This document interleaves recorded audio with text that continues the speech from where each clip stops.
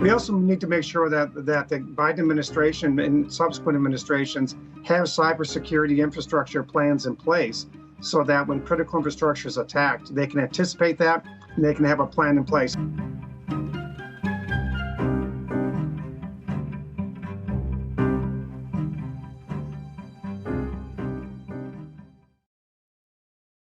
Hello and welcome to Washington Post Live. I'm Christina Passariello, the Washington Post technology editor. I'm delighted to be hosting this two-part series today about the future of cyber threats, an issue that both government agencies and private companies are trying to prepare for. My first guest today is the ranking member of the House Homeland Security Committee, Representative John Katko. Congressman, welcome to Washington Post Live.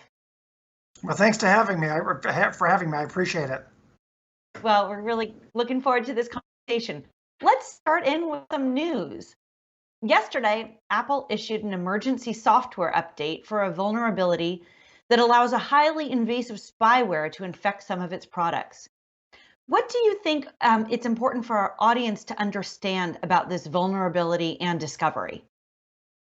Well, sadly, I think the thing they need to understand most of all that it's par for the course with respect to cybersecurity these days. Our systems on all levels are under attack at all times, and I do think we're playing a bit of a whack-a-mole game trying to catch up instead of making sure we have better and more secure systems on the front end. And I really do think that cybersecurity and cybersecurity attacks are probably the preeminent threat to our country in the homeland now. It's a modern threat, and bad actors like China and bad actors like Russia, with their malicious intent, I think is making this a far too common occurrence, and there's much more we need to do. I mean, so far this year, we've had gas stations, schools, businesses, local government services all around the country shut down because of cyber attacks. So why have cyber attacks escalated so dramatically in the last couple of years? Well, I think the technological prowess of bad actors in Russia and China in particular are fueling it. And also I think that we have a system in the United States, at least with respect to cyber, that we have advances in cyber, but we don't have the state-of-the-art safety equipment to go along with it. It's kind of like making advances in cars and automobiles without worrying about the safety standards that should go along with it. And I think we're constantly trying to play catch up with respect to those safety and security standards in the cyber realm, and that's a real problem. And you have the country of Russia itself sanctioning basically these bad actors within their midst, but then you have China itself, which I think is engaged in a lot of the state-sponsored cyber attacks, which is even more troubling. But our ability to keep up with that is not the answer. We need to go farther down the road. We need to have a better system and get the message out, especially to the C-suites, that we don't want to hear about a ransomware attack that devastates your business and all the things you're doing after the attack. We'd like to hear about, and we'd like to help you with securing your entities so that we don't have these cyber attacks on the front end. Like Colonial Pipeline came to our office and told us all the things they were doing to harden their system, and I just thought to myself, well, that's great, but why did you not do this on the front end? And that's where entities like CISA steps in, and the National Cyber Director with Chris Inglis and Jen Easterly, the head of CISA, and Ann Newberger and others. We have to have an A-team of individuals and entities within government that are going to help the private sector, because it is a partnership, to get more secure. And obviously we need to be more secure ourselves in the public sector, and it's going to cost money. And we need to have more well-defined roles, and we need to have this team approach going forward. So yeah, tell me a little bit more about how you see the public-private partnership working. As you alluded to, this is a disparate problem. There are, the tech companies behind many of the other companies that are attacked. There's all of these government agencies, and there are these large foreign governments, who often have an adversarial approach when it comes to cybersecurity, as you referenced. So what does that partnership look like for you? Look, it's an absolute team game, and I guess I'm trying to let me try and use a football analogy, if you will. I look at CISA as kind of like the quarterback of the .gov domain, and also the general internet sector in the country. And I look at the Defense Department as special as like the defense of the team, and I look at the intel community as like the special teams, and I look at the National Cyber Director as a head coach. Now that's kind of a rough analogy, but it fits. We all have a role to play, but we're all a team, and then we got to take that team and we have to interact on a regular and repeated basis with the private sector to not only get better, more real-time information about when these attacks occur, the nature and quality of the attacks, and what is the vital information that we can use to help protect other entities. That's number one. And so that's when they're attacked. But also, before they're attacked, better use and better dissemination of best practices. But also, they get the private sector, they have to invest more in those entities to make themselves more secure. They can't just sit there and hope and pray that they're not the next victim.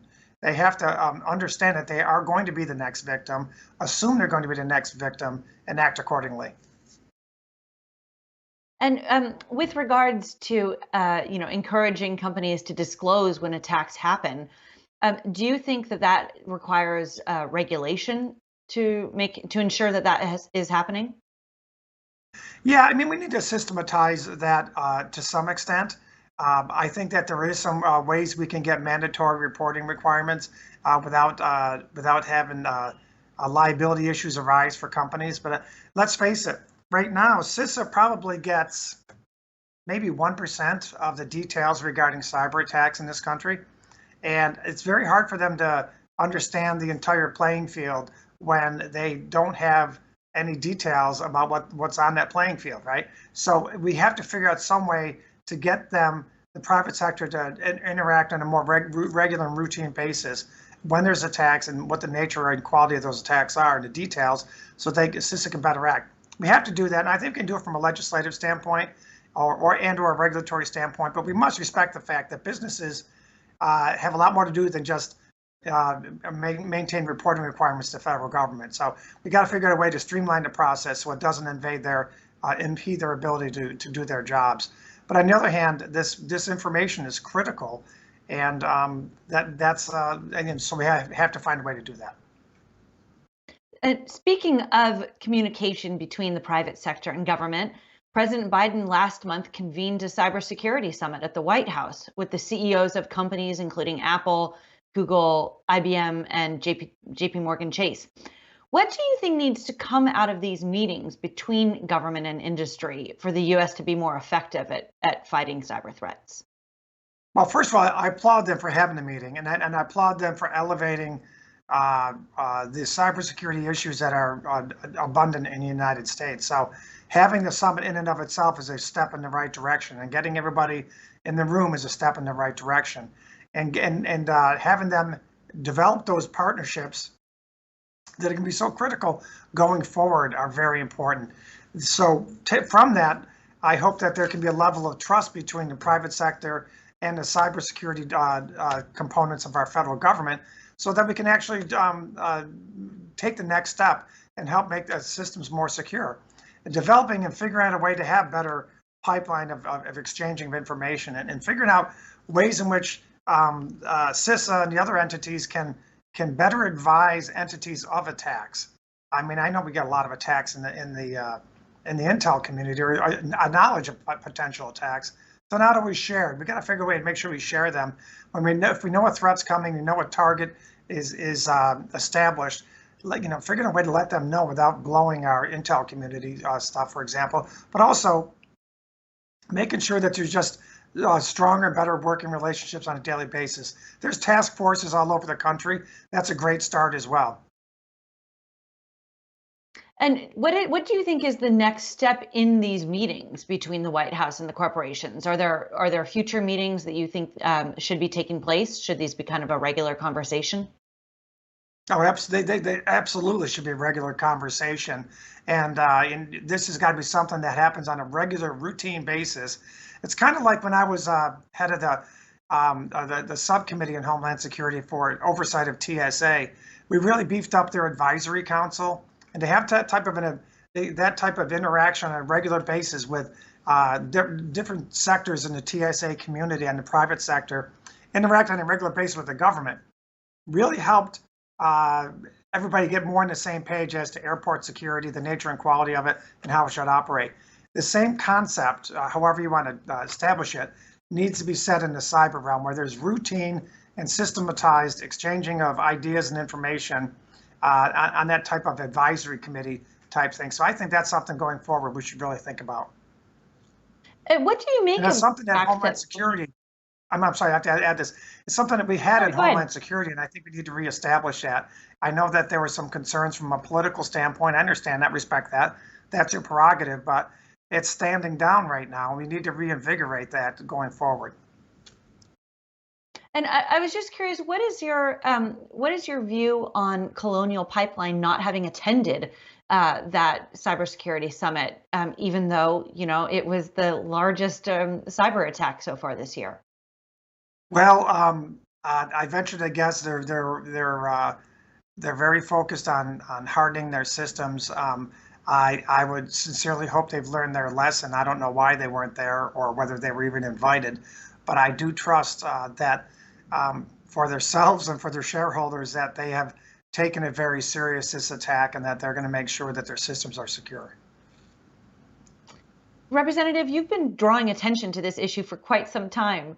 So how does the landscape of threats look different now compared to when you first started to champion the idea that government should step up to the plate to help protect against cyber threats?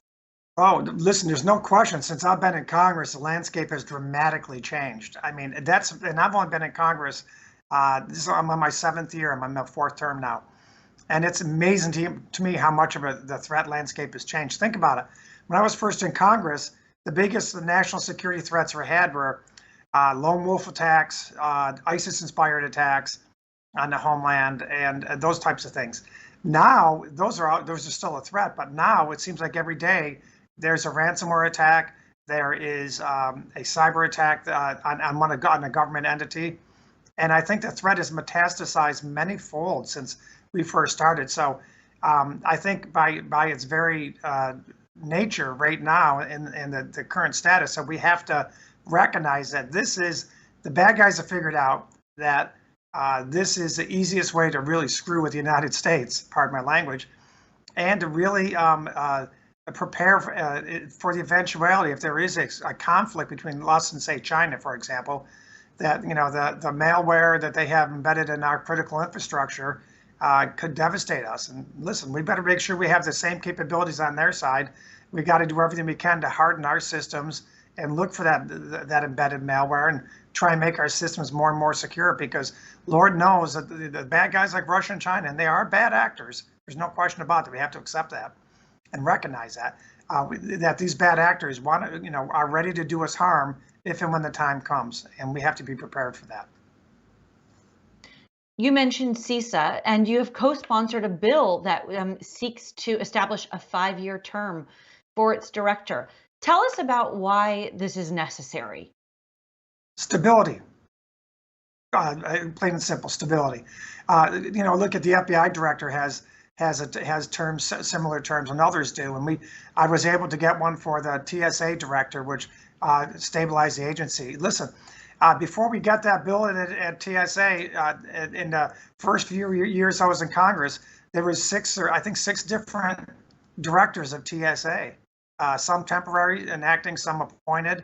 But you need that stability in such a critical area of our defense of our nation. And so to have that 5-year term, I think, is very important for the stability and to help cultivate the proper workforce. And I think having some key people underneath assistant director, having them have non-political terms or non-political appointments, I think is really important as well. And we're working on that. And tell me a little bit about what the next steps are on that bill. Well, we hope springs eternal. You keep pushing it, and if it doesn't go right, it doesn't get this term, I'm going to keep introducing it until it gets passed. And if we can get it attached to another bill, we're going to do that as well. We're constantly trying to push that because it's very important. All right.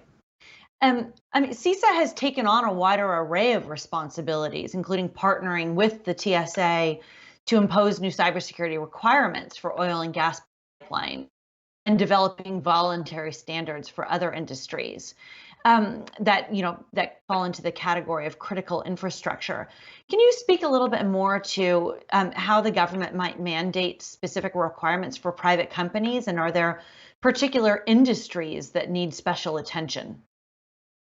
Well, yeah, listen, there are absolutely certain industries that need special attention. So let's deal with that first.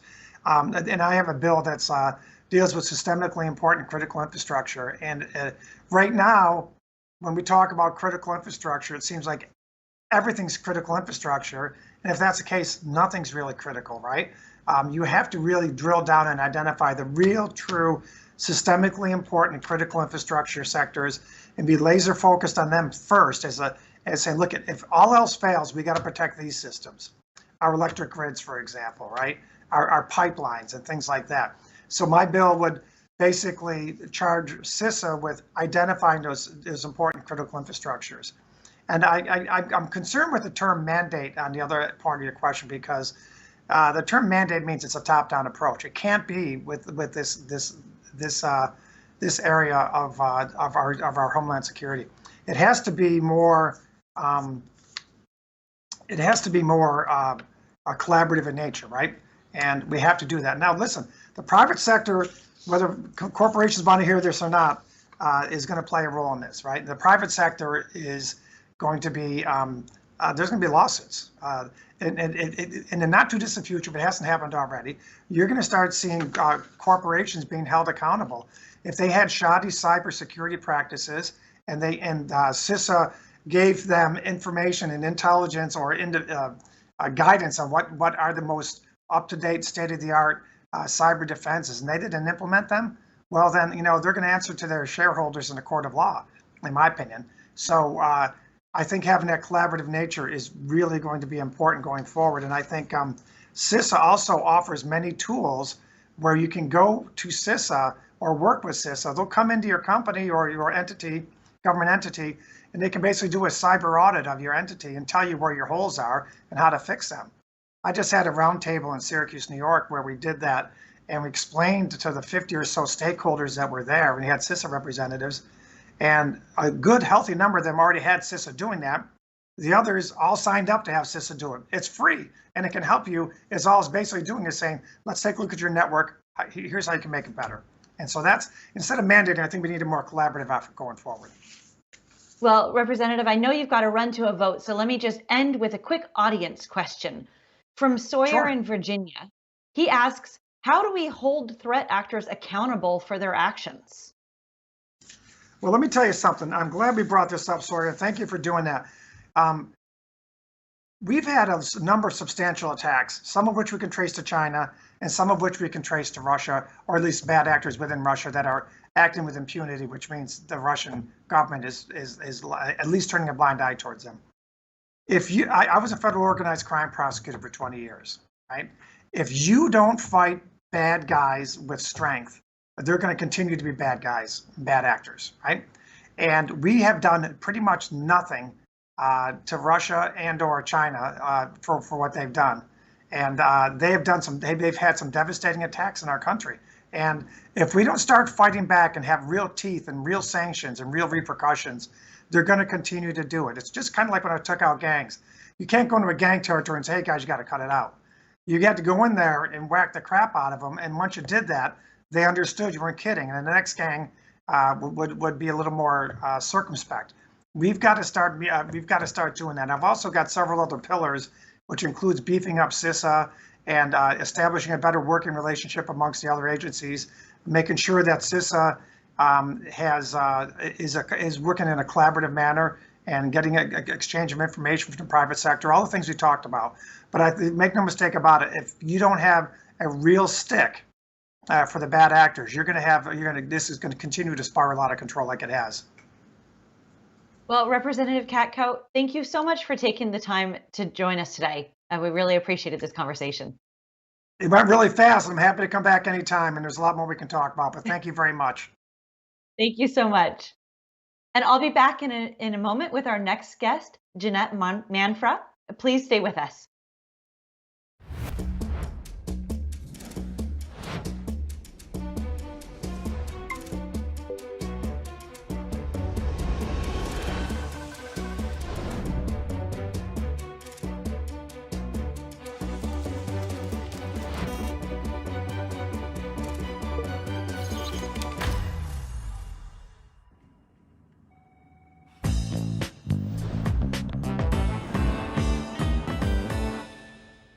Hello, everyone. This is Washington Post Live. My name is Chika Oduo, and I'm moderating this conversation. And we're talking all about cyberspace security. And we've got Mr. Stephen Periotti to guide us through this topic. Mr. Stephen is actually working as the cybersecurity architect for HP. He also works comfortably in the software and the hardware spaces, and he'll be talking to us about how businesses are navigating endpoint security with new hybrid work era systems. Stephen, thank you so much for joining us today. Thank you for having me. Excellent. So I want to actually toss out a buzzword that we hear often when it comes to the topic of cyberspace security, and that word is user-induced zero-day. Can you just break down what that means for us? Yeah, it's really simple. The users are being targeted with ever more sophisticated attacks today, and this creates internal breaches.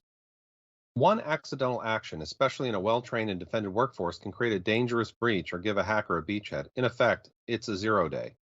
With all the plans and all of the protection you have, if someone can get around those walls, they're going to go to the most cost-effective solution, which is fooling you into clicking on a link. When you talk about solutions, can you talk about how AI has evolved to become a more viable solution in trying to secure cyberspace? Yeah, artificial intelligence and machine learning are very important tools that the criminal elements have picked up, and they use them now to enhance older tool sets and to fool unsuspecting users with very rich and important content. So these tools are so powerful that they can fool you into doing things that you otherwise would think are safe and trusted spaces. So the word safe and trust, this gets into the realm of human psychology, right? So can you talk about how much one needs to understand about human psychology when trying to work in this very nebulous and esoteric space called cybersecurity? Right. So it's the tools do one job, but the psychology of a user is quite another thing. And this new attack surface of social engineering is essentially another programming language that the hackers are learning. And what they're learning to do is fool the user by extracting information, building a logical case, and penetrating on the virtues or the vices of a particular individual to click on a particular link. It's not as simple as go to your bank and check your statement. It could be as nebulous as I got a link from what I think is my mother, and I'm going to click on that link, and I want to do a donation to a worthy cause. These things are all psychological pieces that can be used as triggers to create this internal breach. You mentioned social engineering and how it can be weaponized. How can it be used on the other side of the spectrum as a tool for our benefit? Yeah, so I think that one of the ways that we can do this is through isolation and protecting the end user by making sure that these breaches aren't catastrophic, and we can have them isolated in a way that the transaction is disposed of. So in terms of how the user interacts with these attacks and how we can defend against them, we don't have to rely on detection. What we really rely on is isolation to prevent the incident from occurring.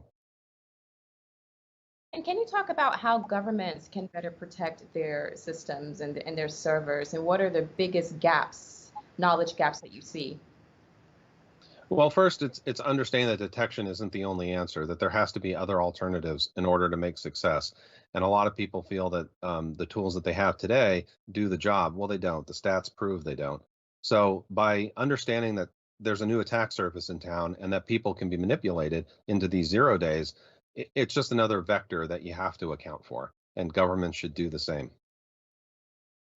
Can you mention the one thing that individuals, citizens can do to protect themselves in the cyberspace arena? Yeah, be vigilant. If you see something that you don't really quite understand, or as simply as this, you get a link from your bank that says do something or a call to action, don't trust that link when you can easily just go to the website itself and perform the function. That's one example of how a user every day can defend themselves from these kind of attacks. But when these attacks are manipulated into a more formal attack, like when your CFO sends you a document, and the hackers have learned this from LinkedIn that they're in your org chart, it's not something that you would even think is a problem. So be vigilant, and in your personal life, do what you can, but in your corporate life, really help support the tools that are already put in place for you to be successful. Stephen, thank you so much. That was brilliant. I learned a lot. Well, thank you so much for watching the conversation. Back to the Washington Post.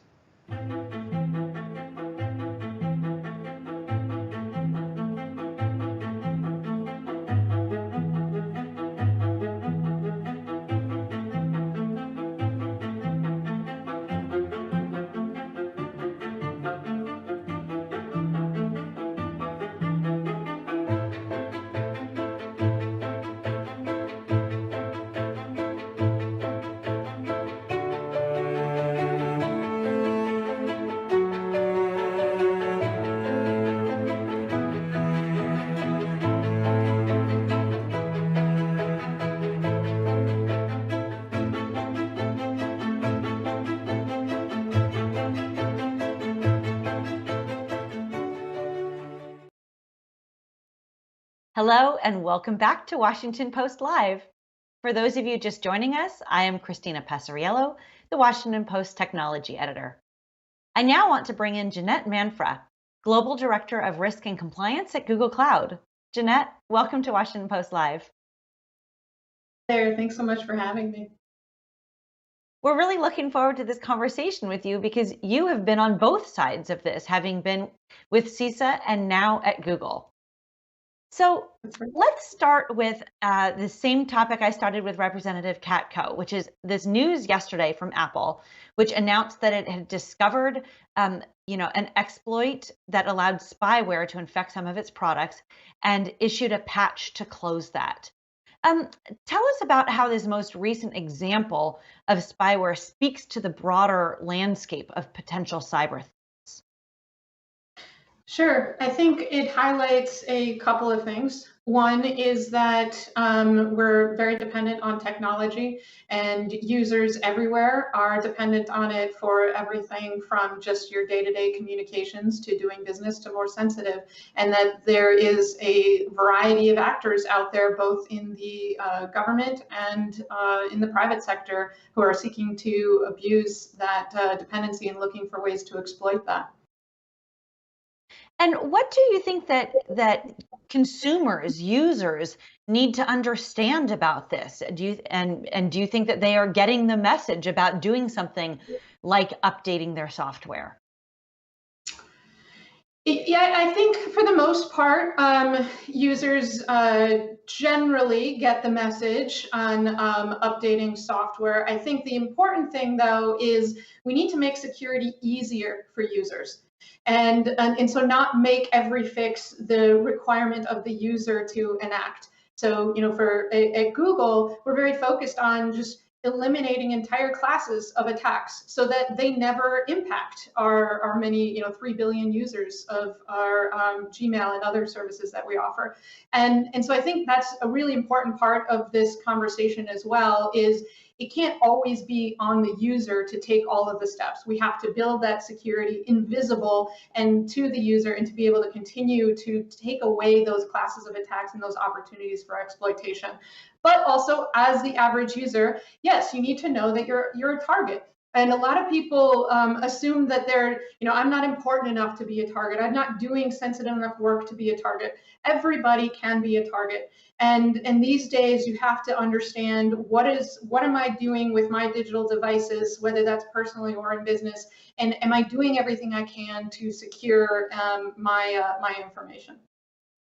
Oh, yes, such important topics, and so much for consumers to understand about these threats to our devices. Let's talk a little bit about the public-private communication that's going on right now. So Google participated in the White House's cybersecurity meeting last month. In your opinion, what did that meeting achieve? I think these types of meetings or summits are really important to get the most senior leaders from government and the most senior leaders from the private sector together to share experiences, to share perspectives, so that we understand where each other are coming from, and to set tangible goals for ourselves. So Google committed to $10 billion in security investments a chunk of that going towards open source security. We also committed to training 100,000 Americans in our Google Career Certificates programs. So really tangible things that we need to get done in addition to sharing these perspectives. Of course, the work needs to continue at the level of myself and others in government, and to continue to operationalize that partnership and to continue stretching and making sure that we're doing everything we can as a collaborative group. Did the meeting help facilitate more communication between the companies as well? So not just between public and private, but also within the industry? That's a really great point. I think also it's important to make sure that you have folks from the tech sector and folks from the electricity sector and others kind of who broadly represent infrastructure across the globe in many cases that are talking to themselves about these broader national security, national risk issues, and what can we do amongst ourselves as industry. And so I think, you know, events like the summit, as well as other events that are hosted either by nonprofits or private sector, is really important to continue to have that high level dialogue, and that industry is talking amongst themselves as well. And so what are the next steps after that summit? Are there plans for you know, the companies to meet again, maybe virtually? Well, many of the companies that were represented there already have deep partnerships, and you know, will continue to meet. As Representative Katko discussed, there's initiatives by CISA to bring industry together. And so I think a lot of those efforts will continue. I think where we're going to see some change is really focusing on driving down some of these national risk issues. So it's not just let's share more information more broadly about threats, which has been a lot of the conversation over the past decade plus, at least that I've been involved in this. And it's more about, this is a risk that we need to be concerned about as a community. Let's work together to eliminate or significantly reduce this risk. And those organizations, whether that's an industry or industry and government together, that have the capabilities to do that, I think you'll see a lot more partnership around that, both industry on its own, but also industry facilitated by the government. That's really interesting. I mean, to that point, you know, Google competes fiercely against the two other big cloud providers, AWS and Microsoft. But when it comes to cyber threats, like, to what extent do you have to set that competition aside and collaborate? Yeah, I think, you know, I said it in government, and I still believe it's true, is you shouldn't compete on access to information. And, you know, our threat analysis group puts out about 4,000 warnings a month, I believe, to our users on threats that are targeting our users. And I know our competitors do similar things. We also, you know, we do work in different forums to be able to share that information as it's relevant. So there's plenty to compete on, but industry and government should make sure that those who can take action on information should have access to that information and shouldn't be hiding it for competitive reasons, which I don't believe Google does. Okay, and speaking of access to information, you know, there's this Senate bill that would require federal contractors to report attempted cyber breaches within 24 hours. Does Google support that bill? You know, I don't have specific opinion about the legislation itself. What I would say more broadly is sort of echoing what Representative Katko was talking about, is when you start talking about mandatory reporting and mandatory measures, particularly in cybersecurity, it is a bit of a slippery slope. I will say it is important that, particularly if you are providing a service to the federal government, they're the customer, you should be telling them what's happening on the systems that they're depending upon. And if the government doesn't feel that they're getting what they need, then they need to find ways to make that happen, whether that's contractually or through other mechanisms. I think that the challenge sometimes with legislation and in terms like mandatory is it becomes less of a risk-based approach and more of a, how do I, you know, make sure I'm strictly in compliance with this requirement here. And so I think Generally, more sharing of incident information is good. I don't know that mandating it through legislation is always the best idea, but happy to continue to work with Congress and the government on shaping this. And speaking of legislation, Representative Katko's bill pushing for the CISA director to be a 5-year position. What do you think about that move? Are you supportive of that proposal? I think it's a great idea to make sure that the CISA leadership endures beyond changes in administration. I think the role of CISA is very apolitical, and it has been demonstrated over multiple administrations as being able to focus on the security and safety of our cyber and other critical infrastructure. So I think it's a really important it's a really important move to be able to have a director of that organization that is durable and isn't sort of subject to political changes. Mm-hmm. So you've said before that one of the exciting things for you in leaving the government and joining the private sector was to get closer to the companies that are the architects for these security systems. So now being on the private side of the issue, what do you wish you had known about the private sector's role when you were still with CISA? I think there's probably a whole lot of things that I wish I would have known. One of the things that I don't think you can truly understand until you're in the private sector is just the very different things that I have to balance to manage the risk to the company, the ability to make a profit is very important, right? We want our companies to be healthy. There's a lot that goes into that, particularly at very large scale organizations like Google, like many of our competitors, where you're a multinational organization. And so, you knew these things when you were in government, but to really be living it every day.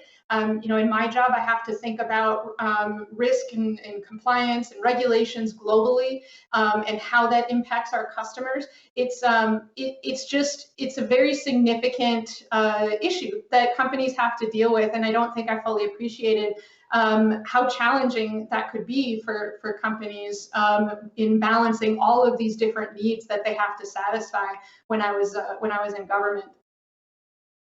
And on the flip side, what do you think that the private sector would benefit from knowing better about it, what it's like to be in CISA?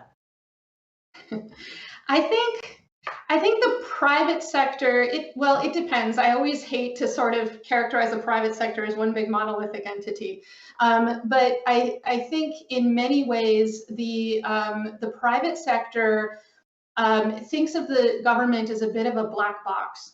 And this is something I think the government is continuing to work on, but I hope that continues.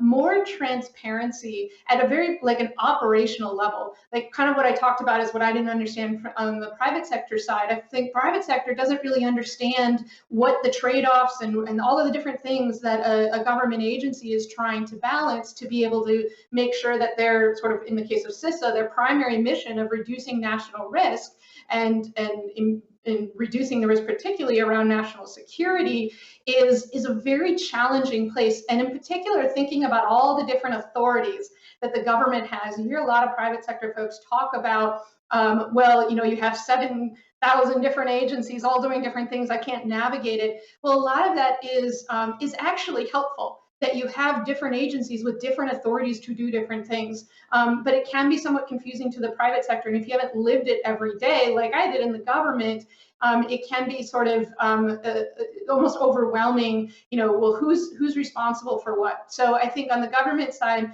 more transparency, more involvement on operational issues like the Joint Cyber Defense Collaborative, more explanation of why these different agencies have different roles and how you see that play out in a response scenario or something like that, I think is important to kind of continue to deepen this understanding.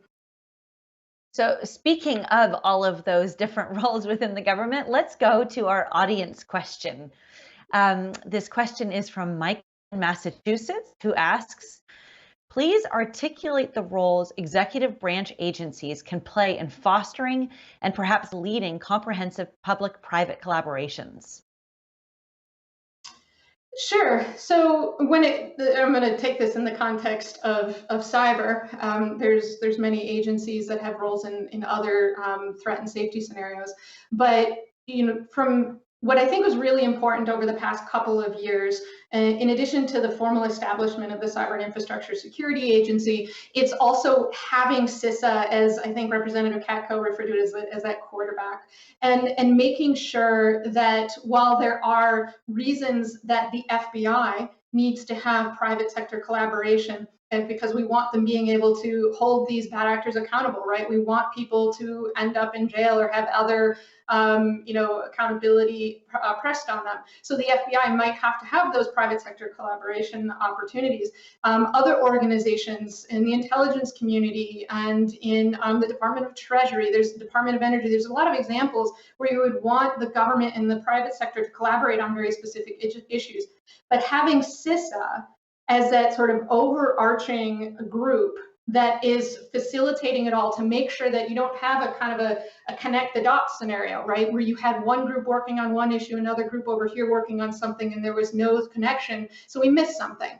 And having that national cyber director in that group there to really kind of oversee and making sure that that's happening. I think those are really important policy establishments over the last few years, and I really look forward to the Biden administration kind of continuing to operationalize that over the next couple of years. And I had asked Representative Katko about why these cybersecurity threats have accelerated so much in the last few years. I'm curious your perspective in particular on the pandemic. What way has the pandemic and the way that the pandemic has changed how we work, how we go to school, how we live? What role has the pandemic played in cyber threats and in cyber attacks? Well, I think on the first order, you have actors who want to take advantage of that, and so they can take advantage of any kind of negative scenario, a hurricane, or where they pretend and social engineer and pretend that they're there to collect information for your insurance. And so there's a lot of impersonation and social engineering that typically happens when you have these significant events. And so that's sort of one area. I think the largest thing that a lot of folks, especially in the early days of the pandemic, when people just weren't ready to manage the technical aspects of nobody working in the building anymore. So Google, we were in many ways very lucky because we had built in infrastructure that supported something we call zero trust, where it doesn't matter where you're working. You can have the same security capabilities in place without the use of a VPN. Many organizations didn't have that. So they were depending on tools that were not meant to be for a sustained, decentralized workforce. And so again, actors taking advantage of that, looking to exploit VPN connections. Probably security tools weren't largely able to keep up with that change in how the users access systems. So I think for many months you had in our case, many customers, but I know sort of even beyond Google customers, of folks really scrambling to take that like 10-year zero trust journey, but to do it in 10 months instead. And so I think those are some of the ways that actors exploited the situation that we've been in over the past year and a half now. Well, such an interesting point to end on. Jeanette Manfra, I'm afraid that's all time we have for today, but thank you so much for joining us. It was a wonderful conversation. Thank you for having me. And thank you to everybody else for joining us today at Washington Post Live. I'm Christina Passariello.